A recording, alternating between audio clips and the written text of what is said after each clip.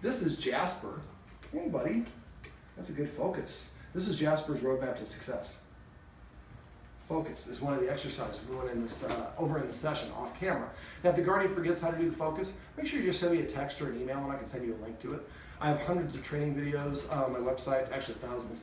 And so if you forget what the escalating consequences are, how to pet with a purpose or passive training, you just send me a message and I'll send you an email. I don't care how long it is out in the future, so don't wait. If there's problems or things are not working, I want you to call me as soon, or text me preferably, as soon as you can. The sooner you get in touch with me, the easier the fix is. The longer you wait, typically the harder it's going to be. All right, so Jasper, I could tell pretty quickly, has a lot of cortisol in his blood. He's very twitchy, not very twitchy, but he's twitchy at times. He's standoffish. He would sit, but sit far away. Tells me that he's a little bit reluctant and not 100% certain about being secure around people he doesn't know. Now, the guardian, I think, inadvertently has been doing some things that have been maybe contributing to the problem a little bit. Just like a lot of us, we pet our dog, especially when it's a lot, and especially when it's nervous or anxious. Anything your dog is doing when you pet it is what you're actually amplifying or reinforcing. And this includes unbalanced states of mind like fear, stress, anxiety, and excitement. Many people think of an excited dog as a happy dog, but excited is an unbalanced state of mind just like any other. Now, if your dog is nervous and you want to let your dog know I'm here with you, you can touch your dog and lay your hand on your dog without petting, and you'll let your dog understand I'm here with you and support it without reinforcing. But if your dog jumps up on you and you pet it, you're saying, I like you jumping up on me, I'm rewarding you for doing that. If the dog is nervous and you pet it, you're telling the dog, if you're nervous, that's a great way to get attention from me. Now, we went over a couple of ways for the guardian to actually pet with a purpose and add some positive components to the petting and social interaction with dogs. Now, so one of the things I do is petting with a purpose. So if he comes up and nudges me or paws at me or whimpers or whatever it is, he's kind of telling me what to do. If I do what he wants me to do, then that can contribute to him thinking that he is responsible for me. And because I don't listen to dogs or see dogs as authority figures, that can stress the dog out, which increases the cortisol level in their blood and also can make them more reactive to other dogs and people. So for petting with a purpose, what we do is if the dog comes over and nudges me or paws at me or barks at me for attention, instead of following its order, I give it a counter order. I tell it to sit. If it's already sitting, I ask it to come and sit over here or lay down or just do something to change its state. Once it does, I pet it under this chin and I say just the command word. Most of us talk way too much to our dog, so avoid saying good, sit, or you're such a handsome dog. Just sit, just come, just crash or down or whatever your commands are. The more words that we use, the harder it is for dogs to understand. So if we just use one word, now if you come home and you have a bad day and you want to complain, the traffic was horrible on the 405, that's fine. But if you're training your dog, you want to use as few commands as possible. One of the things I recommend the guardian do is come up with a list of the command words and write them down. And then consolidate. So instead of saying come here, over here boy, dog's name, whistle, we just say come.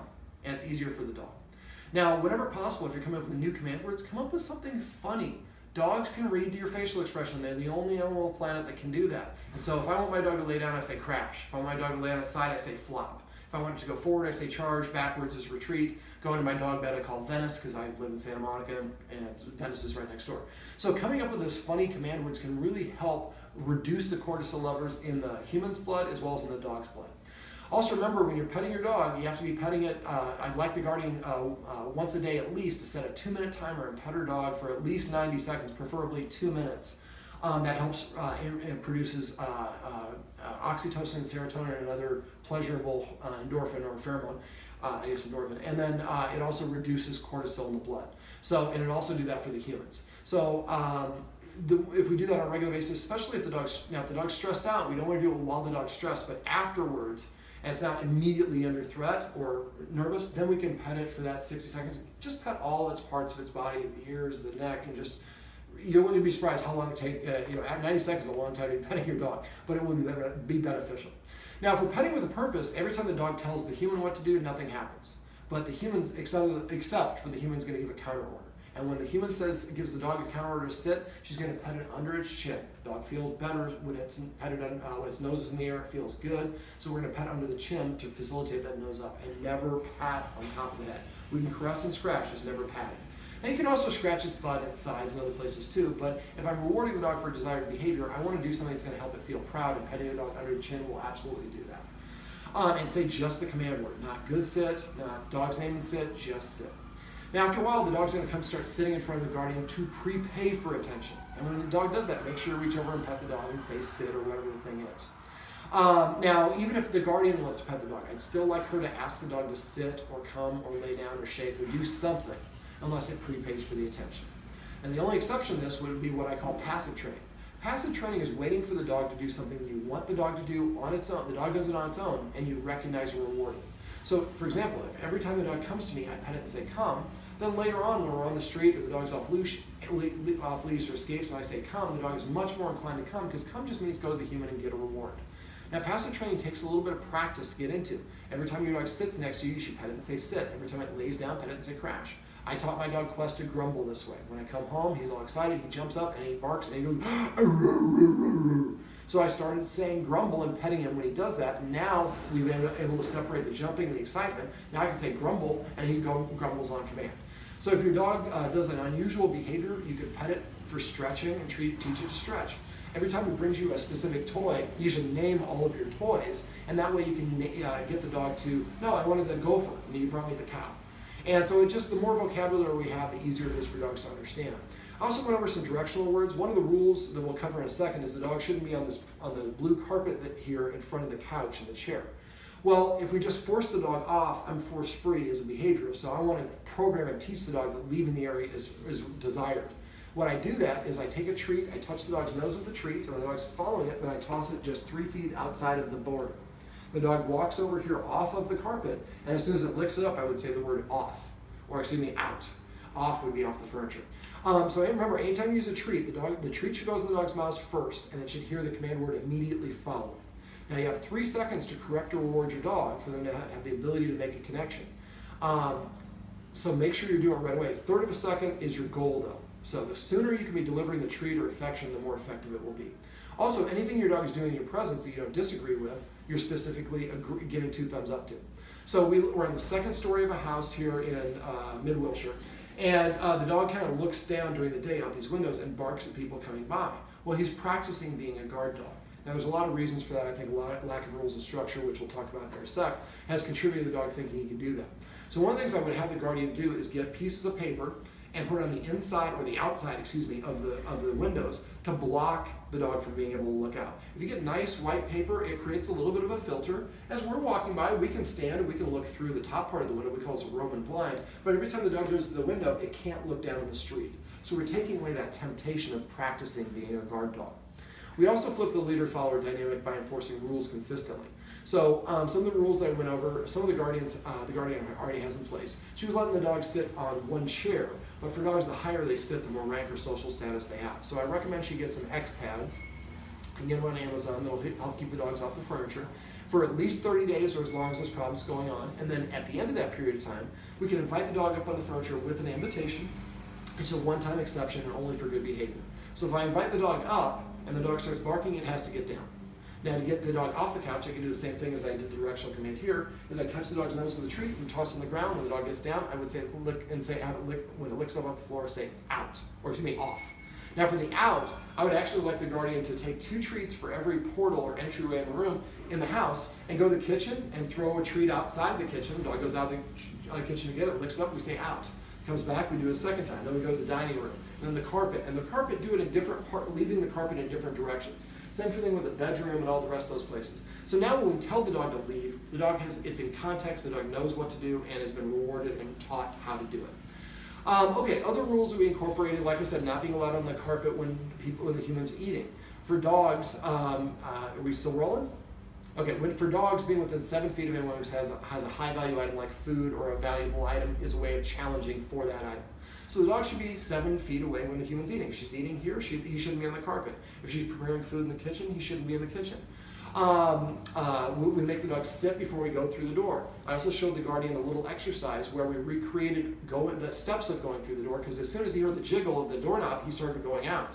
Well, what I do is teach the dog that I want you to stay. So the first thing I do is I put the dog, go to the door and tell the dog to sit. When it sits, I reach for the handle. Just reaching for the handle caused the dog to get up. So I stopped, told the dog to sit, and I did this several times until without touching the handle, just this reach allowed the dog to stay seated. The next step was to jiggle the handle. The jiggle caused him to get up and move forward again. So we help him practice that step. Then I open it 1 inch, and then 2 inches, and we gradually, step by step, until the dog, I can swing that door wide open, the dog stays in a sit. Remember, for dogs, whoever's in front is perceived to be the leader. So if the dog runs out the door ahead of us, or down the stairs ahead of us, or throughout the building ahead of us, it thinks it's taking the leadership position. So taking a couple minutes to practice having the dog sit at the door here and downstairs.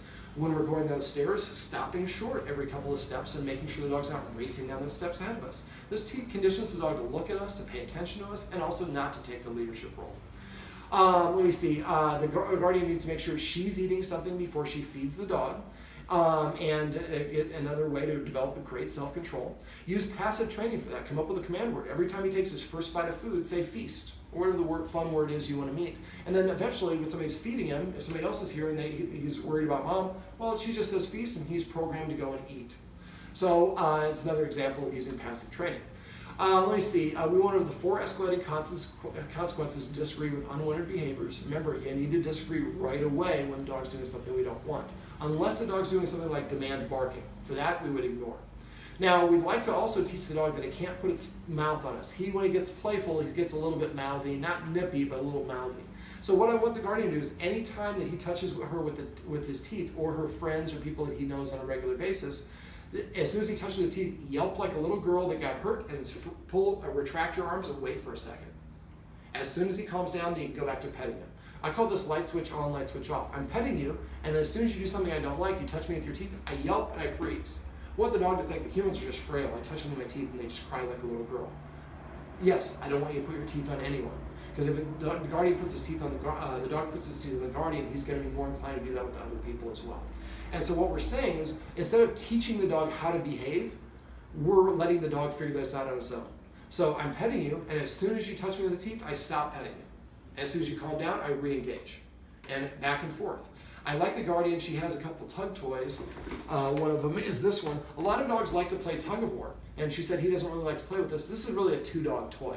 So what you could do is just kind of, now if you just go give it to the dog, he's not going to be very interested. They want to be teased or chase something. So this is the dog's mouth. I might tap him here on the shoulder. He goes here. I tap him on this shoulder. Underneath, bonk him on top of the head. Don't do it to hurt him, but you want to tease him, and then you want him to like chasing it, and then he latches onto it. Then you're going to play tug of war, which dogs like to do. And during that tug of war, there might be times he accidentally touches you with his teeth. You yelp and let go of the item. So as soon as you touch me with the teeth, play stops as well. So this on again, off again is a great way to teach dogs how to, or not to teach dogs, but to put dogs in a situation where they can figure out how to do things on their own. So look for opportunities to do that. The guardian also is doing a great job of delaying gratification. She makes the dog sit and wait for a period of time before we put the leash on or do different things like that. I do the same thing for feeding my dogs. When we're on walks, we wait before we sit before we cross streets. I make the dog wait in different situations. The more that we make the dog delay gratification, the more it can develop self-control and discipline, which will help in a lot of other situations. Now, in the video above, we went over loose leash training tips, as well as dog body language and ways of communication indicating that the dog is stressed. So remember, when you're walking, take note of your dog. Make a list of all, make a list of all those watchwords or signals that I went over in the video above, and then just look every time. Oh, he's licking his lips. Now, sometimes the dog's licking his lips because his lips are dry, but sometimes it's licking his lips to say that I'm stressed out about this. So now that the guardian, she does a good job of paying attention to the dog, but just didn't probably know as deep a vocabulary as she does now. Now she knows yawning can be a sign of stress or a calming signal. This could be a way of saying, hey, I want that dog to approach me. Or it also could be a way of saying please to humans.